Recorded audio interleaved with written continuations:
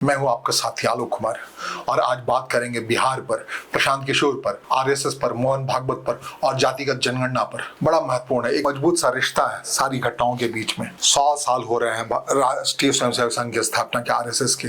ये शताब्दी वर्ष है और शताब्दी वर्ष में बिल्कुल जो उल्टा 180 डिग्री का बदलाव आया है। अगर आप 100 साल का इतिहास देखें राष्ट्रीय स्वयंसेवक संघ का, अगर उनके नेताओं या उनके प्रचारकों की बात करें, उनकी सुने, तो आपको लगेगा कि वो एक सच को लगातार इग्नोर की जा रही थी। भारत में एक जाति, उसकी सच्चाई है, जातियों में बटी हुई भारतीय समाज, और इसके पीछे अभी जो बदलाव आया है, इस सच को स्वीकार किया। अगर 100वें वर्ष में जाकर राष्ट्रीय स्वयंसेवक संघ के अध्यक्ष मोहन भागवत ने प्रधानमंत्री नरेंद्र मोदी से मुलाकात में मंगलवार को जब ये बात इस पे सहमत हुए कि जातिगत जनगणना करानी चाहिए, जब 2026 में इस देश में जनगणना हो रही होगी, उसमें जाति का जिक्र जरूरी होगा।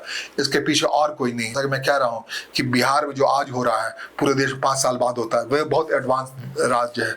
वो 2023 में वहां जातिगत जनगणना संपन्न हुई और उसके आधार पर जो कुछ रिजल्ट आया, पूरी राजनीति की दिशा बदल गई। 2024 में चुनाव नतीजे आए, उत्तर प्रदेश में भारतीय जनता पार्टी को झटका लगा, व्यापक झटका लगा, बिहार से झटका लगा। अगर ये दो झटके को महाराष्ट्र में एन के प्रकार अलग अलग गठबंधनों को तोड़ताड़ के जब जीत कर वहां अगर अच्छी संख्या नहीं मिली होती और नीचे उड़ीसा में नवीन पटनायक कमजोर नहीं होते, ये मुमकिन नहीं था कि प्रधानमंत्री नरेंद्र मोदी दोबारा तीसरी बार प्रधानमंत्री बन पाते। इस पूरे ये ऐसा हुआ क्यों? इसके पीछे जातिगत जनगणना का स्टैंड था। इसको बहुत झीने तरीके से, हल्के तरीके से पूरा एनालाइज किया गया। उसमें प्रशांत किशोर की बड़ी भूमिका रही। प्रशांत किशोर जब जनसुराज पार्टी की स्थापना कर रहे हैं 2 अक्टूबर के बाद से, लगातार हर मन से कह रहे हैं जिसकी जितनी भारी संख्या उसकी उतनी हिस्सेदारी। बिल्कुल उन्होंने अपनी पार्टी अध्यक्ष उसी जाति से लाया है जिसकी संख्या ज्यादा है, और अपने टिकट बंटवारे वो ये बात साफ कर रहे हैं कि जिस कॉन्स्टिट्यूंसी में जिस जाति की संख्या जितनी है, बिहार में ये कर पाना बड़ा आसान है क्योंकि वहाँ जातिगत सर्वेक्षण हो चुका है, ये संख्या आ चुकी है किस कॉन्स्टिट्यूंसी में किस जाति की संख्या है। उन्होंने साफ कहा है कि मैं वहां से वही उम्मीदवार उतारूंगा।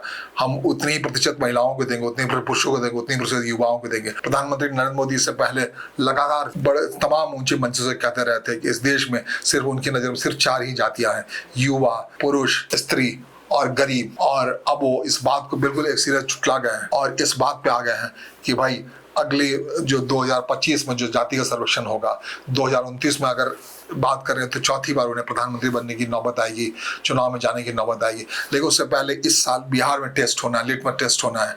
बिहार के बाद अगले साल 5 राज्यों का चुनाव होना, पश्चिम बंगाल, केरल जैसे महत्वपूर्ण और बड़े राज्य हैं। इन राज्यों में ये जातिगत जनगणना की शुरुआत हो जाती है बिहार के तर्ज पर, उसके नतीजे भारतीय जनता पार्टी हक में आने चाहिए।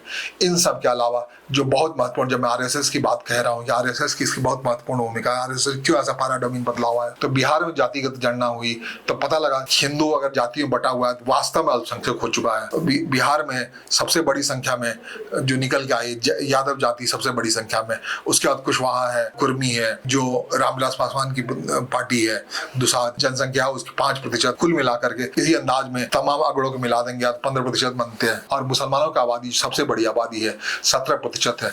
अगर और अभी वक्फ बोर्ड के समय में मुसलमानों में ये बात बड़ी बढ़ चढ़ आई, उनके अंदर जाति विभेद है, उसको मिटा करके आ जा। और ये अगर 17% बिहार की जो सबसे बड़ी आबादी है अगर सड़क पे आ जाती है, जाहिर तौर पर मुश्किल पैदा कर देगी। यही स्थिति, इस बात को ममता बनर्जी बखूबी जानती है कि सच्चाई ये है कि जाति में खंडित हिंदू समाज अल्पसंख्यक है और अगर एकजुट मुस्लिम समाज है तो वो सबसे बड़ी संख्या है उसकी। बिहार की जातिगत सर्वेक्षण साफ हो गया, 17% आबादी है। अगर एकजुट मुसलमानों की बात करें, हाँ, जातिगत सर्वेक्षण की बात भी साफ आई है कि मुसलमानों में सिर्फ शेख, पठान, सैयद जैसे 4-5 बड़ी धर्मांतरित है और उसमें भी उसी तरीके से हिंदू समाज जैसा ही जातिगत विभेद है। अगर दृष्टिगोचर होता रहे तो वो आरएसएस के लिए फायदे के लिए, तब उस सूरत में मुस्लिम बहुसंख्यक नहीं रह पाएंगे, जो कि अभी कॉन्फ़िगरेशन है पूरे देश का। अगर बिहार को सैंपल सर्वे को अगर आप लें, अगर महाराष्ट्र में इसको देखें तो लगभग यही स्थिति निकलेगी। अगर मुस्लिम एकजुट है वहाँ 17-18% के आसपास होगा।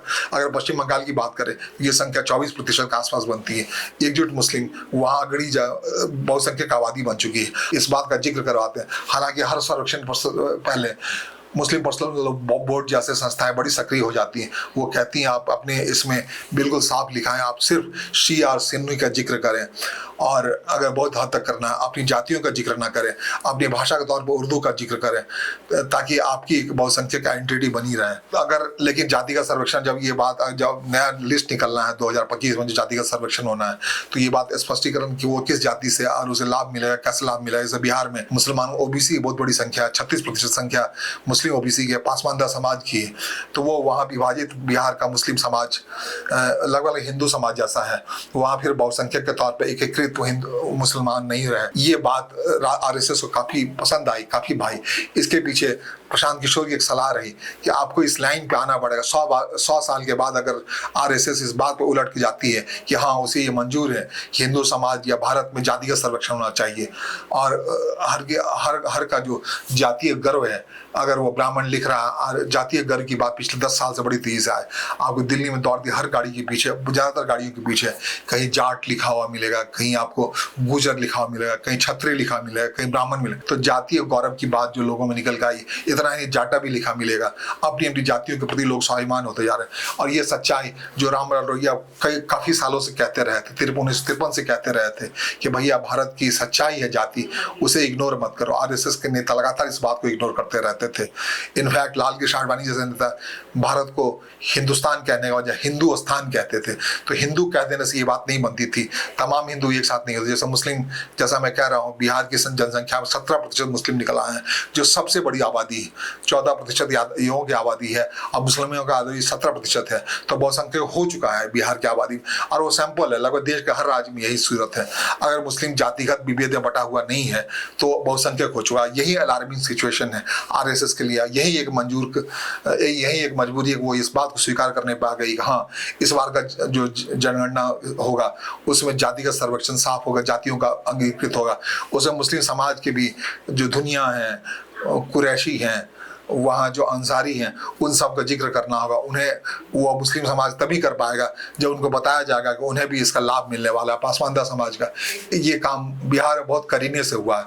वहाँ सिर्फ मुसलमान शिया और सुन्नी के बीच नहीं बटा हुआ है, बल्कि जाति विभेद बटा हुआ है। अब जब जैसे जैसे ब्रांड भारतीयता मजबूत होती जा रही है, हिंदुओं मुसलमानों के यहाँ घर वापसी की बात हो रही है, तब जब तक वो अब बिखरे नहीं होंगे, बटे नहीं होंगे, एक तरीके से ये जो जातिगत जनगणना की बात है वो एक सर्जिकल स्ट्राइक है उस बहुसंख्यक हो चुके समाज के अंदर, जाति के अंदर जो मुस्लिम जाति है, कि उसको भी आखिरकार हिंदू के वर्ण व्यवस्था में बटा हुआ है। वहां भी विभेद उतना ही है, लेकिन वो अपने धर्म के नाम पे एकजुट दिखता है। उसे उसके अंदर जाना पड़ेगा, सर्जिकल स्ट्राइक करनी पड़ेगी, तब वो एक पैमाना बनेगा। और ये अलार्मिंग सिचुएशन आरएसएस ने अगर 100 साल के बाद स्वीकार किया है तो इसके पीछे एक यही वजह है। इसके पीछे काफी हद तक प्रशांत किशोर जैसे रणनीतिकार का योगदान है, जिन्होंने खुले तौर पे कहना शुरू किया कि उन्होंने जातिगत जनगणना बिल्कुल स्वीकार है। बिहार में अपनी पूरी राजनीति को उसी अंदाज में उतरने वाले, जिसकी जितनी संख्या भारी उसकी उतनी होगी हिस्सेदारी।